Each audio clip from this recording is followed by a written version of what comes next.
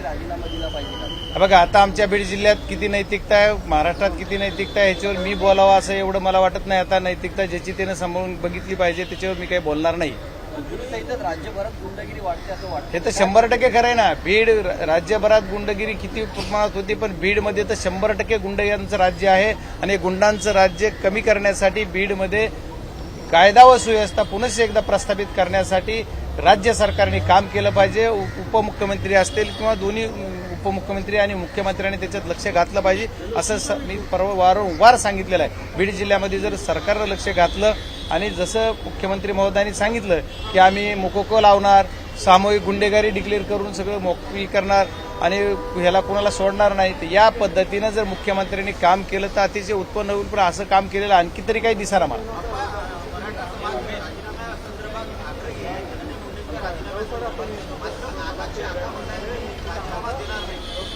हे बघा, कोण राजीनामा देणार नाही म्हणतं याच्याशी मला काही बोलता येणार नाही. पण आमची म्हणण्यापेक्षा माझी प्रत्येक अपडेट बघा, प्रत्येक बाईट बघा. मी पहिल्या क्षणापासून सांगतोय तर काय की मला संतोष अण्णा देशमुख यांच्या मारेकऱ्यांना पकडलं पाहिजे आणि या मारेकऱ्याला पकडून फाशी झाली पाहिजे. याचा मास्टरमाइंड कोण आहे हा पकडला गेला पाहिजे आणि याच्यात जो जो या कट कारस्थान करायला सामील आहे त्याला तुम्ही पकडलं पाहिजे, त्या गुन्ह्यामध्ये ऍड केलं पाहिजे आणि सामूहिक गुन्हेगारी डिक्लेअर करून इथलं आमचं रीती माफिया, परत राख माफिया, गुटखा माफिया, मटका माफिया हे संपविले पाहिजेत. आमच्याकडे दादागिरी, गुंडगिरी, दडपशाहीचं प्रमाण वाढलंय, कायदा व सुव्यवस्था ढासळलेली आहे. त्याच्यामुळे अशा प्रकार बीड जिल्ह्यात घडतायत. आज जवळपास 1 महिना झाला संतोष अण्णा देशमुख यांची हत्या होऊन, तरी पण आणखी एक आरोपी फरार आहे, ज्याला प्राथमिकदर्शी ज्यांच्यावर 7 जणांवर गुन्हा दाखल केला त्याच्यातला सुद्धा एक आरोपी आणखीही फरार आहे. आणखी किती जणांना ह्याचे दाड होणार आहेत, कारण बऱ्याच जणांनी आरोपीला पळून जायला मदत केली.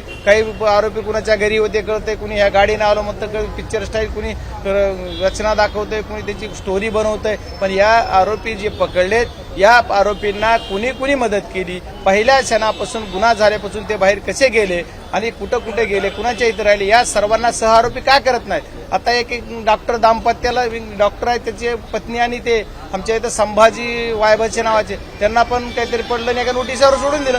असं मग कसं, जर एक आरोपीला पळून जायला एखादा माणूस एवढी मदत करतोय, गाडी देतोय, स्वतः जातोय, टीप देतोय, पैसे देतोय, तर तुम्ही त्याला सोडून कसं देणार. या सर्व गोष्टीत याच्याबद्दल सुद्धा सगळं बघितलं पाहिजे. आणि तुम्हाला मी जिम्मेदारीने सांगतो की बीड जिल्ह्यामध्ये आणखी खूप भयानक प्रकार आहेत. ही उघडा पडलेला एवढा एकच प्रकार आणि एवढा मर्डर नाहीये.